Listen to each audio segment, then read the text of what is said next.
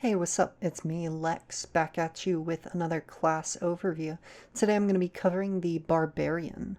A lot of people refer to the Barbarian as the glass cannon of Pathfinder 2nd Edition. I don't necessarily agree with that assessment personally. I think that low-level play kind of skews people's view of the class because at low levels, when hit points haven't quite scaled up as you gain more and more, and damage is likely to, on a critical hit, be able to down someone instantaneously.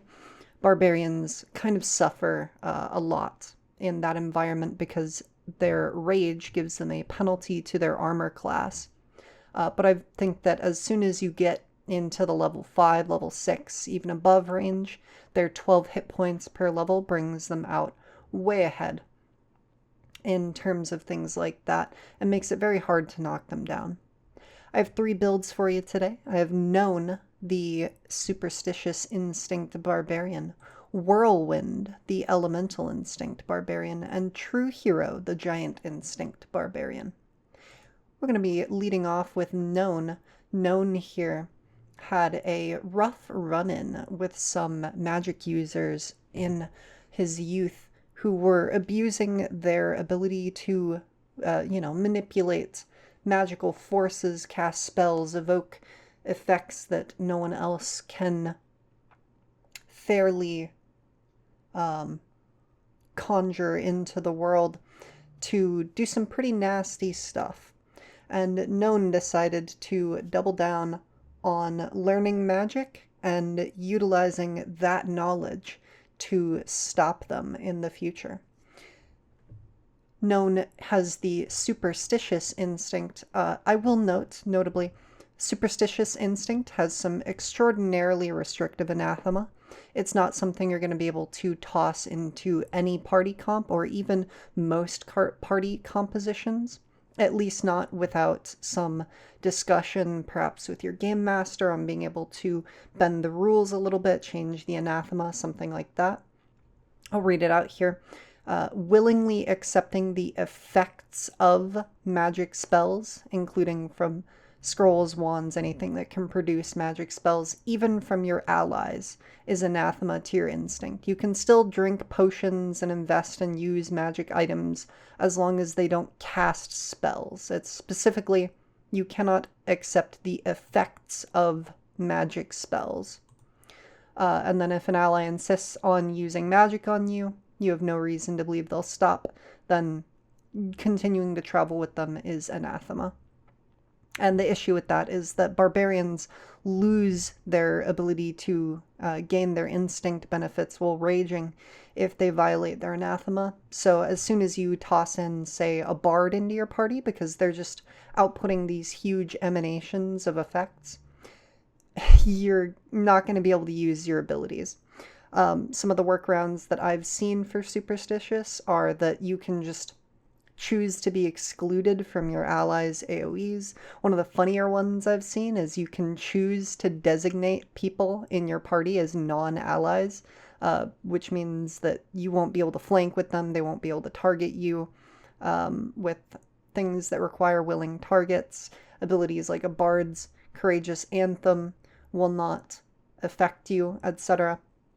However you decide to do it, whether it's modifying how you engage with the game or modifying the anathema itself, if you can get Superstitious Instinct to work in your game, its benefit is that you are very good against spellcasters. This comes particularly, and right off the bat, your Superstitious Resilience at level 1. While you're raging, you gain a +2 status bonus to all saves against magic. That is a very, very sizable ability, and it means that if you're going up against a spellcaster and you're raging, you're very likely to succeed or even critically succeed. Even if you're a little lacking in a skill, like perhaps your will saves are a little behind because you're a barbarian, very reasonable situation there, you're far more likely to not fail a spell save and suffer the debilitating effects.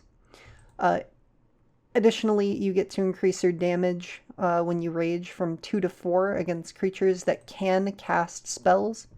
This comes up a little more often than you'd think, but it is still a little restricted.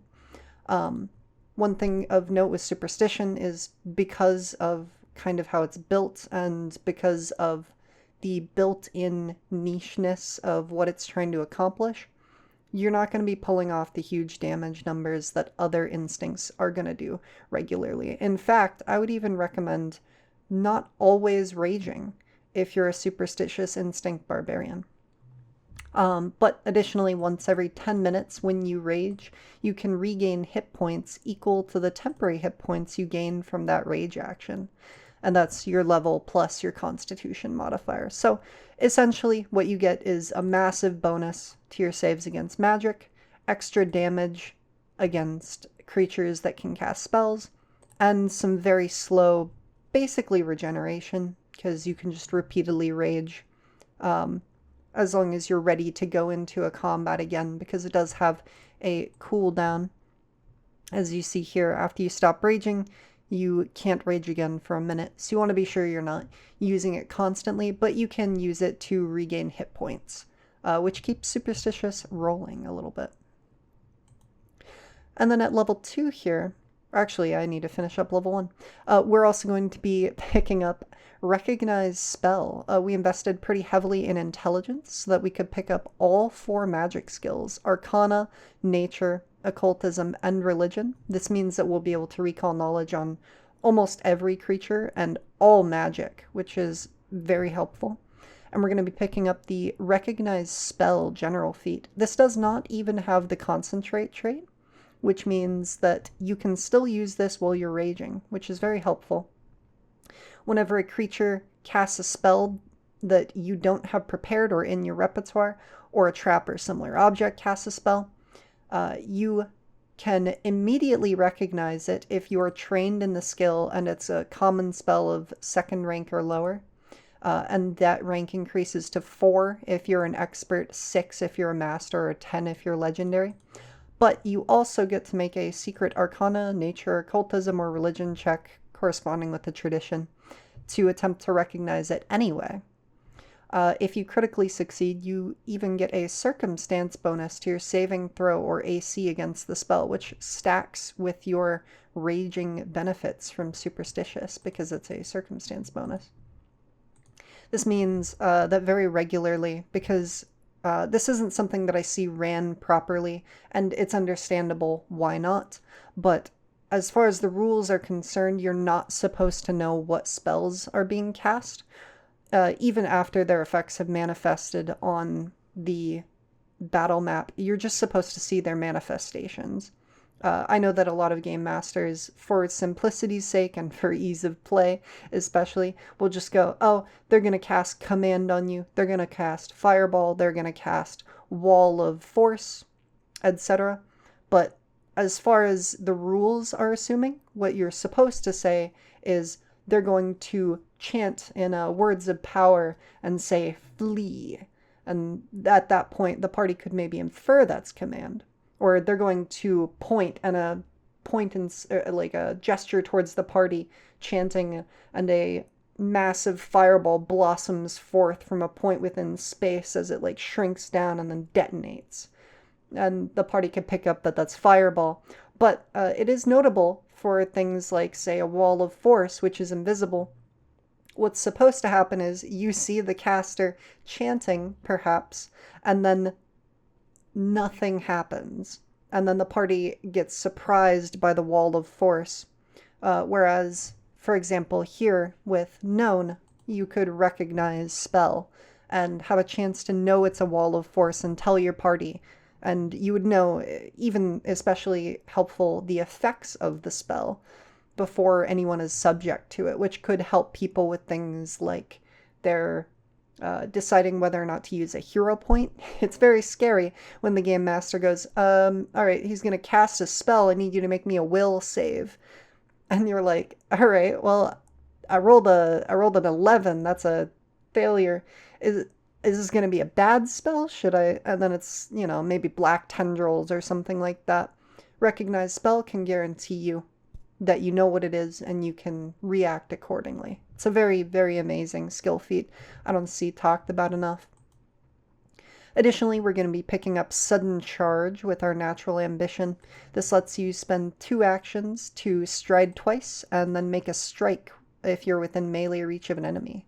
Because we specialize in taking down casters, we want this so that we can close the gap easier on some of our foes. And then finally, we'll be picking up Raging Intimidation. This lets you demoralize and scare to death while raging. It also gives you the Intimidating Glare and Scare to Death feats as soon as you meet their prerequisites. Now moving on to level 2, we're going to pick up the Wizard Dedication. This is to kind of represent Known doubling down on learning his enemy and utilizing their abilities against them. In his spellbook, he is going to maintain the Bullhorn spell because there's just a lot of utility to be had in being able to project your voice a very long distance. Caustic Blast, because something that melee users can struggle with is range and area damage, and this does both all in one. Detect Magic, which is likely going to be Known's exploration activity, just repeating Detect Magic so that he can be more aware of what kind of threats might be coming up, especially since he's specialized in being able to identify and perhaps even take care of them. And then also Mage Hand, because, or I suppose it's now called Telekinetic Hand, because Known knows just how nasty picking up a magic item can be, and isn't going to take any chances. And the ability to detect magic even ties in with the skill feat we'll be taking, Quick Identification, which allows you to spend a single minute to identify magic on the properties of an item, ongoing effect, or location instead of 10 minutes. 3 action activity if you're a master, and only a single action if you're legendary. This is somewhat superfluous as an action because a lot of game masters will tend to run that it's just recall knowledge, but it should be identify magic if you're coming upon an ongoing spell effect in exploration mode. Recall knowledge in these scenarios is meant to be more for like in the middle of combat, being able to find something out quickly about like how to deal with it. Identify magic is meant to be recognizing the specific spell and knowing exactly how it works. Also, for the first time, I'm going to go a little bit more in depth on the build here. Even though this is only a 2nd level character, I just have a few things I want to point out. We chose the School of Battle Magic as our wizard school, so that at level 4 we could pick up the Arcane School spell, specifically Force Bolt. It lets you, as a single action, again without the Concentrate trait, so you can still do this while raging, just automatically do some damage to a target within 30 feet of you. And that damage is going to scale, and it's quite potent as a finisher move, or, you know, if you've ever been in a situation where the GM goes, it looks like the enemy is just barely hanging on, you know, you hit a solid crit, but they're still standing, and you've already maxed out your multiple attack penalty. This is what you want. Those mages are not getting away. And to stack up on top of that, Attack of Opportunity is a large recommendation at level 6. There is also the Mage Hunter reaction, which allows you to, when a creature within your reach casts a spell, make a melee strike and disrupt it on a critical hit. This can be more useful than Attack of Opportunity if the spell doesn't have the Manipulate trait, but I think that Attack of Opportunity is generally just better. And I do also want to point out at some higher levels, Superstitious Barbarian gets even more very good, very interesting feats. For example, here, not Silencing Strike, my bad. Right here at level 12, the Sunder spell action is really, really quite interesting.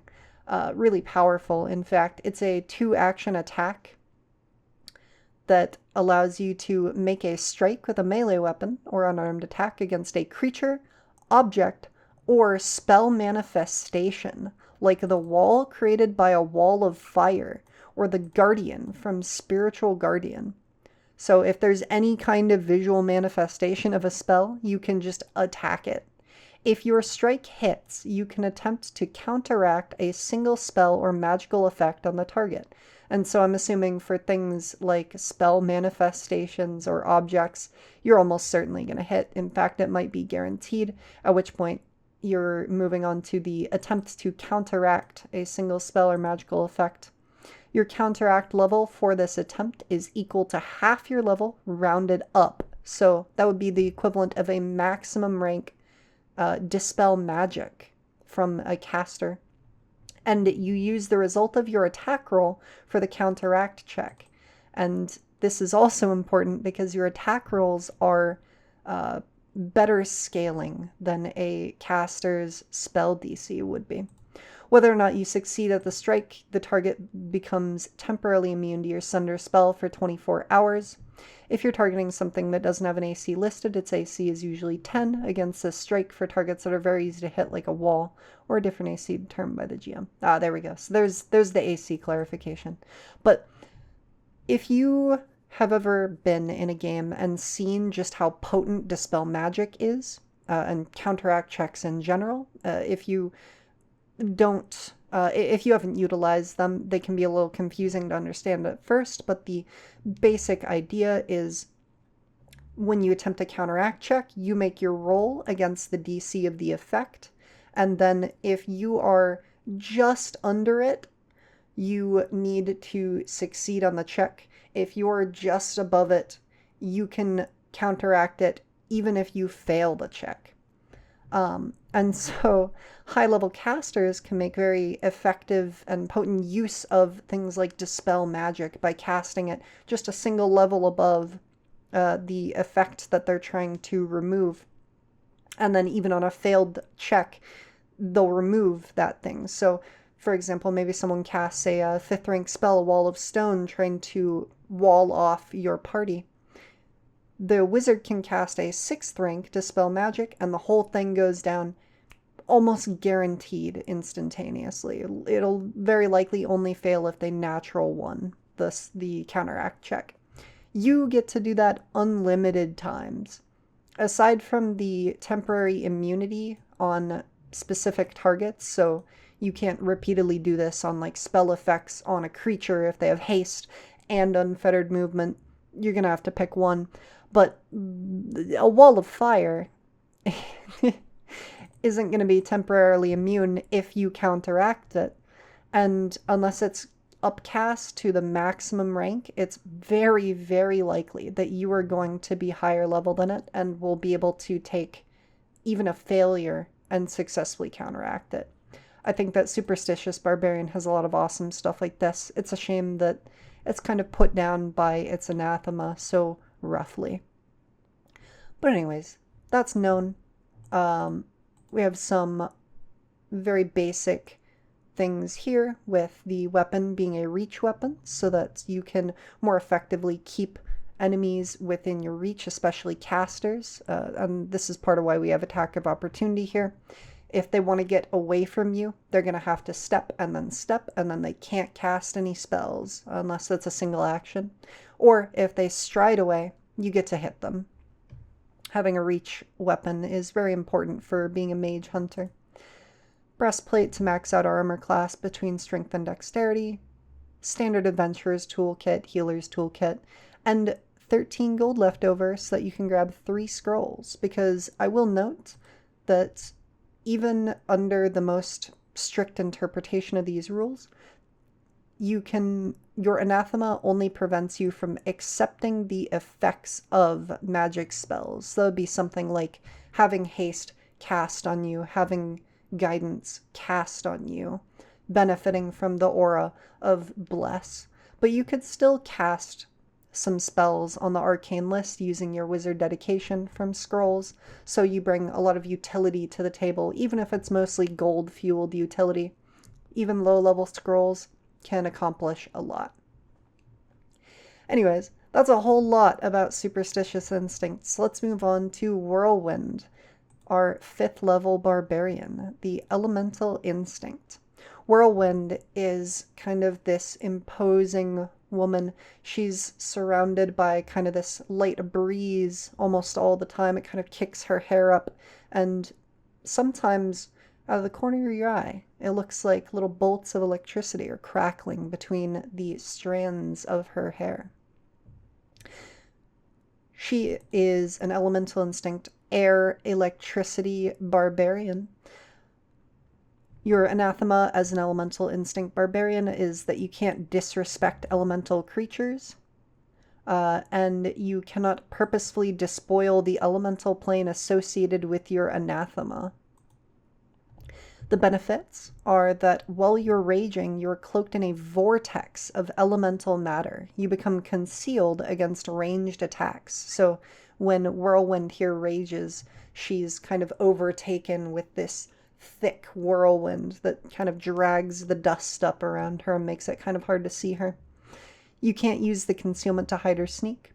While raging, you increase the additional damage from rage from 2 to 4 and change its damage type to the one you selected for your element, so that would be electricity for her. As the whirlwind kicks up, the lightning in her hair kind of chains down her arms and through into her attacks. If you have any kineticist impulses with the same element type as the one you chose for your instinct, such as ones gained by taking the kineticist dedication multi-class feat, they gain the rage trait. And what that means is that you can only use them while raging, but you can use them even if they have the concentrate trait. It's very helpful. One of the biggest downsides with elemental instinct here, though, is that you have to take the kineticist dedication to pick up on those benefits, but we did here. I'll get into that in a minute. Whirlwind is kind of a commander figure for her team. She's very put together and very focused. She's kind of focused on making sure that the team as a whole is able to work together and maximize their efficiency on the battlefield. And it's kind of a fascinating thing to watch, seeing her kind of be caught up in this spiral but still manage to command the battlefield.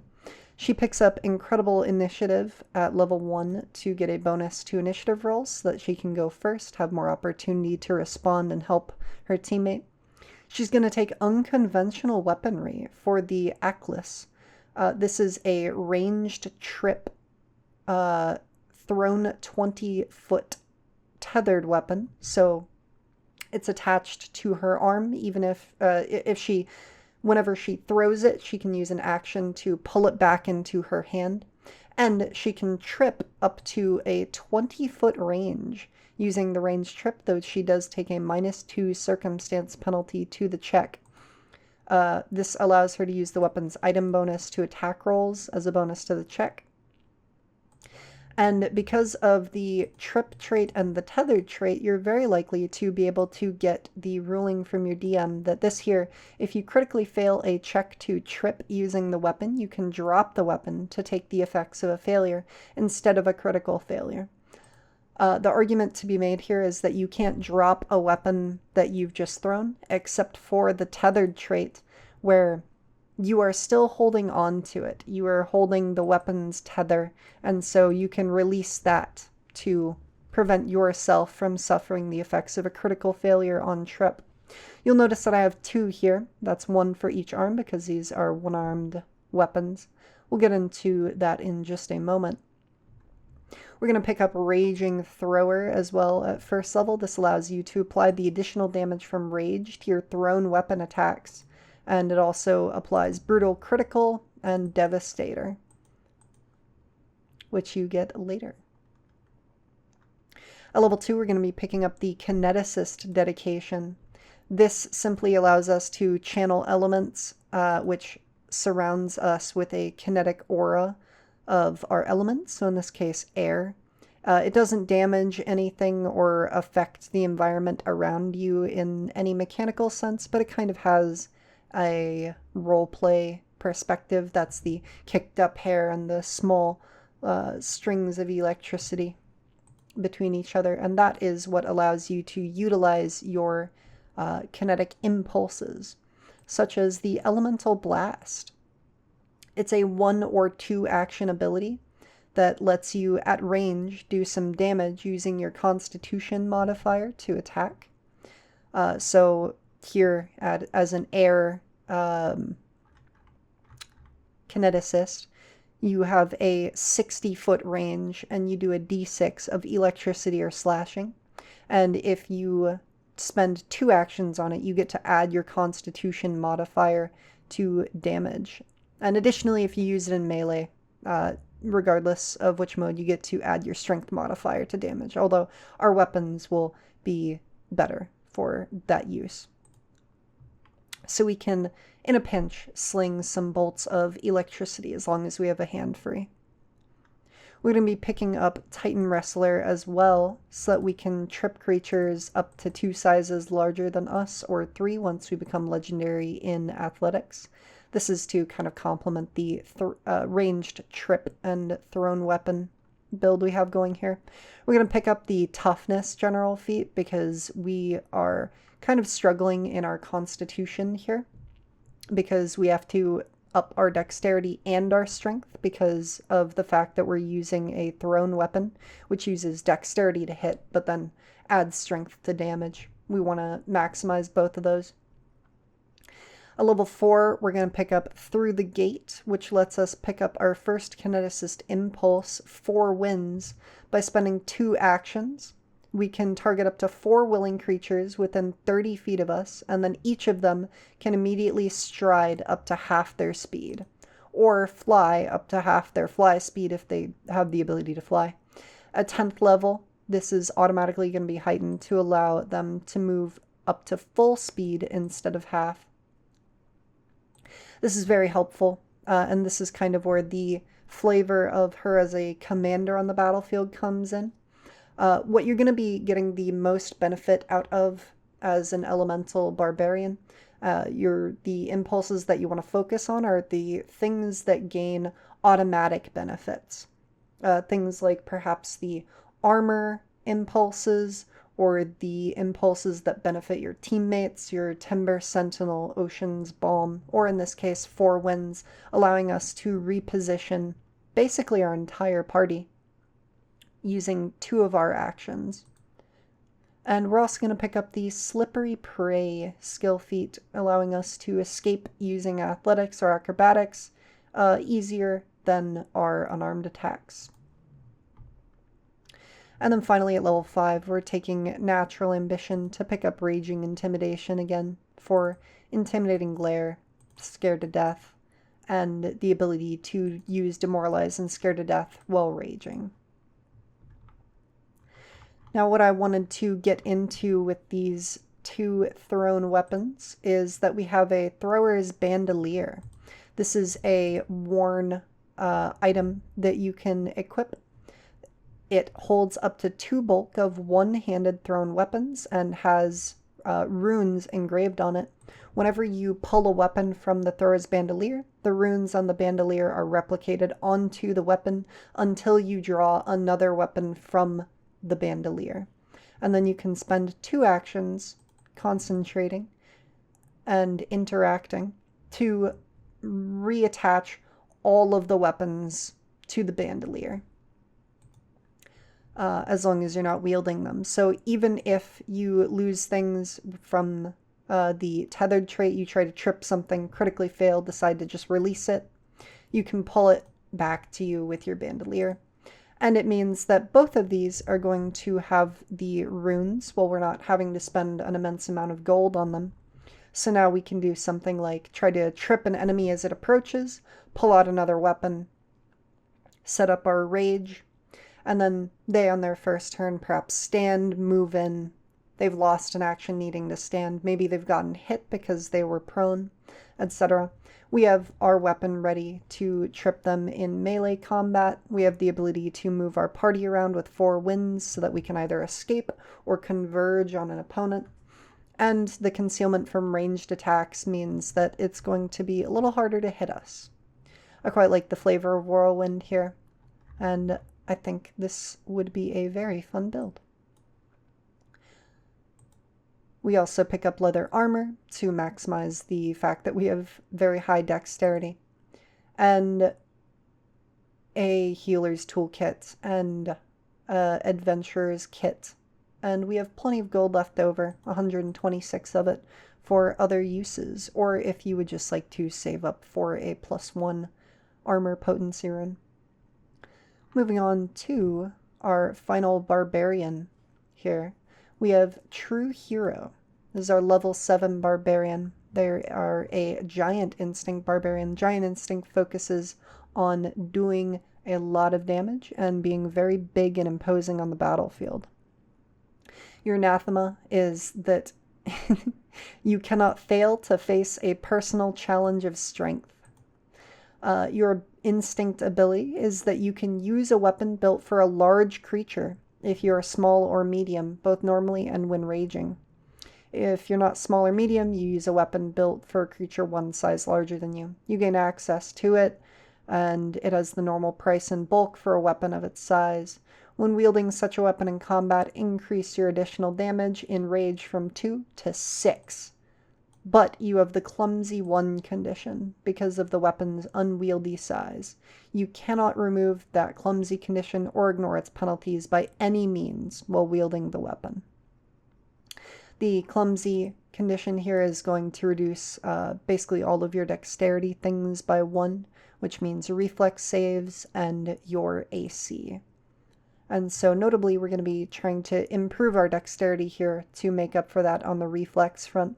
As far as armor class goes, we have a shield, and we are going to be picking up the shield block general feat at level 1 to kind of increase the amount of hit points that we can soak up.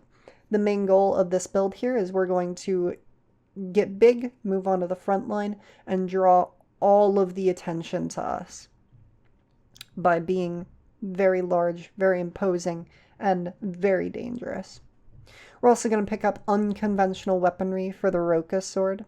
I feel like I'm going crazy with how much I say unconventional weaponry, but it really is a joy being able to play with some more interesting weapons, build into things that are a little more flavorful. The Roca sword has a deadly D8, which means if we critically hit, we're going to be doing even more damage as a barbarian. This is always good. But it also has the two-hand D10 trait, which means that if our shield is broken, we can release it from our hand and two-hand our blade to do some additional damage. Kind of as a last resort backup stand, a very thematic build. Our class feat is going to be Adrenaline Rush. While you're raging, you increase your encumbered and maximum bulk limits by 2, and you get a +1 status bonus to lift heavy objects, escape, or force open things with athletics. This is going to be important a little bit later, and I'll get into it then. At level 2, we picked up some charisma to take the champion dedication. This gives you training in all armor, religion, your deity's associated skill, the champion class DC, and then you choose a champion's code to dedicate yourself to. In this case, it'll be Paladin, which binds us under the tenets of good and the edicts of Paladin, and whichever deity we choose as our dedication. I have not selected a deity in this case, but there are quite a few of them that I think would fit this concept. I believe Balumbadar, who is a giant god all about like strength and maintaining, improving strength, would probably be a good fit. Although I'm unsure if you can be a paladin of Balumbadar, so don't quote me on that. We're also going to be picking up the Hefty Hauler skill feat, which increases our maximum and encumbered bulk limits by 2. The The ultimate goal of increasing our carry weight here is that we want to be able to pick up our allies. Say someone goes down, the battle is going south. We want to be able to maybe sheath our weapon, pick someone up, and start running. We're dedicated fully to protecting our companions, keeping them safe, making sure no one gets hurt. And so increasing our bulk not only allows us to carry the party's gear until we get something like a spacious pouch, it also means that we have that backup in case things go bad. Level 3, we'll be picking up the Fleet Feet to kind of counteract the fact that we will be in full plate heavy armor, which will make us slower. At level 4, we'll be picking up Fast Movement. Again, this gives you a 10-foot status bonus to your speed while raging.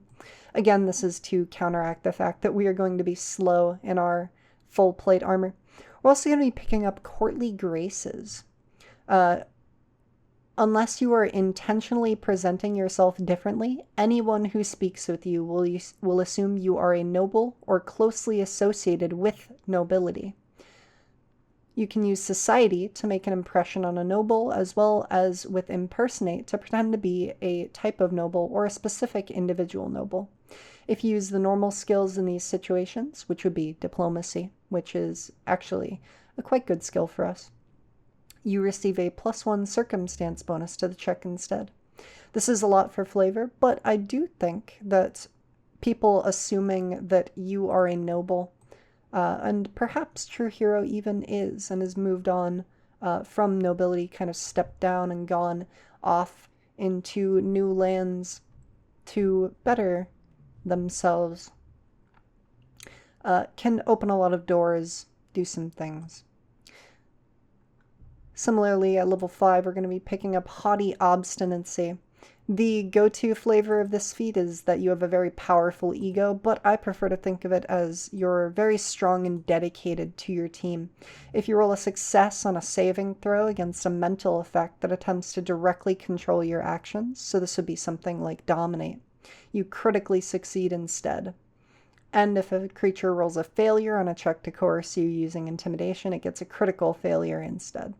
So it's very hard to coerce you into doing things, and it's very hard to control you with mind control as well. At level 6, we're going to be taking the Champion's Reaction archetype feat. This gives us the Champion's Reaction associated with our cause, and that's specifically going to be Retributive Strike. When an enemy damages your ally and both are within 15 feet of you, the ally gains resistance to all damage against the triggering damage equal to 2 plus your level, so that would be 9 here. If the foe is within reach, you can then make a melee strike against it. This is very big. As a barbarian, your strikes are doing a lot of damage, and especially as a giant barbarian, they're doing an immense amount of damage.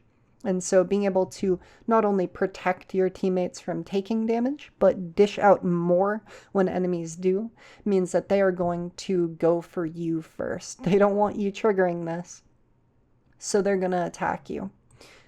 And we'll also pick up battle medicines so that depending on the situation, we can save someone from death or pick someone back up in a fight.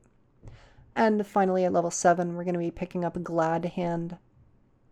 When you meet someone in a casual or social situation, you can immediately attempt a diplomacy check to make an impression on that creature, rather than needing to converse for a minute. And even if you fail, you can engage in a minute of conversation and attempt a new check instead of accepting the failure or critical failure result. And make an impression allows you to improve someone's attitude towards you by 1 or even 2 steps. So this is kind of meant to represent that true hero is kind of this very well-liked noble, and that'll be an immediate thing apparent whenever they enter somewhere. And these improvements in attitude can be very potent depending on the situation, as far as even on a critical success on make an impression, you can improve someone's attitude towards you from I thought I had that brought up, my bad. You can improve someone's attitude towards you from indifferent to helpful, which is very, very nice. You might be able to get some discounts, you might be able to get more information. You're just generally more likely to have a great time in social situations, and that's why we have some high diplomacy here. We even have some good society, some survival, because True Hero has spent some time in the wilderness. I will say the one thing that you miss out on by taking Champion's Reaction at 6, and something I would definitely recommend as soon as you get to 8, is to take the Giant Stature feat. This is a Giant Instinct feat, where as long as you're medium or smaller, as an action while raging, you can become large, which increases your reach by 5 feet and makes you clumsy 1 until you stop raging.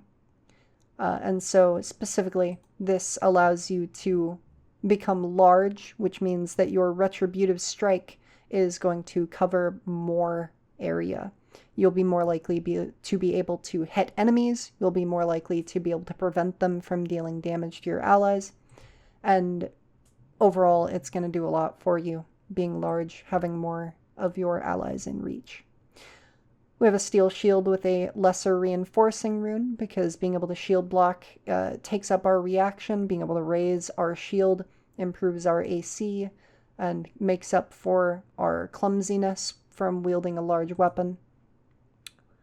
And we just have the standard Adventurer's Toolkit, Healer's Toolkit, and a fair amount of gold, likely for some backup potions. Overall, Barbarian is very, very strong as a class. It can have some struggles at low levels before it picks up the hit points that it really needs, but as soon as you get into the even low-mid levels, it is starting to do immense amount of damage, incredible combat capability, and as I hope I've kind of illustrated here between True Hero and Known, they aren't even necessarily locked out of some interesting, engaging, and powerful roleplay and out-of-combat opportunities. Utility in all sorts of situations is more about how you build the character than the class chassis, although the chassis can, of course, improve your utility by a major amount. No one is going to be saying that Known is going to compete with an actual wizard for ability to have the right spell for the occasion. But as far as being locked into just glass cannons, run up on the front line, they hit real big and then they get crit and fall down, I think that that's an extraordinarily inaccurate way to describe the class. Barbarians are incredibly tanky, incredibly damage dealing, and very, very fun to play. I think there's a reason, in my opinion, why I think the majority of players, even if it's a minor majority of all that I've ever seen, have created and played Barbarians. It's a very draw-to class. And something also needs to be said for their ability to, in my experience, when built correctly, absolutely skew the difficulty of any given encounter or a campaign. They will struggle, depending on the build, on ranged enemies specifically, like the ability to close the gap on someone up on a cliff, but something like a gunslinger or a ranger will be far more adequate in that task. But when it comes to facing an enemy in head-on combat, one-on-one, a barbarian can really, really skew the scales. In fact, so much so that I would advise being careful with balancing in games that have them. They are very much focused on what they do well as far as their combat capabilities go, and they do it extraordinarily well. I would recommend giving it a shot. Let me know what you would like to see in the next video in the comments down below. I hope you enjoyed this one, and I will see you next time.